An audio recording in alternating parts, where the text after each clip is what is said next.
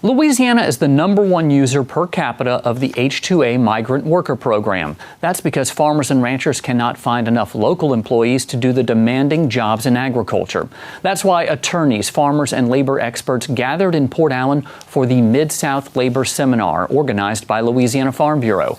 Iberville Parish sugarcane farmer Katie Ramagos Nunez is the chair of the Louisiana Farm Bureau Labor Advisory Committee. She says there are already many challenges to navigating the H-2A and H-2B guest worker programs. Now add to that a change in administration.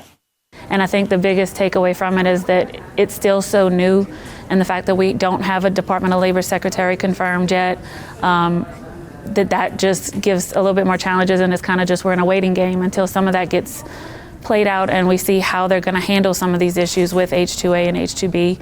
Some of the other things is just the previous changes that are already in place and how they affect the farms with the H-2A modernization rules. We talked a lot about the AWR and the importance of the adverse effect wage rate and how that affects our farms. We got into some of the litigation that's going on and just a lot of information to let the farmers and the membership know the issues that we've seen, the issues that we think might be coming, and then just how to prepare for them so that everybody's ready for in the event that any of that happens.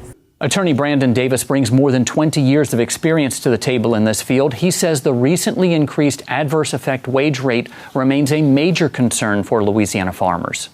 The federal government, since COVID, has regulated very heavily in the wage and hour space as it relates to our industry. We are currently in litigation with the federal government concerning those changes. I think the biggest change in 2025 and 2026, now that we have a new government and now that we have an H-2A modernization rule, is complying with the ever-changing landscape and making sure that we can still make benefit of the federal workforce programs.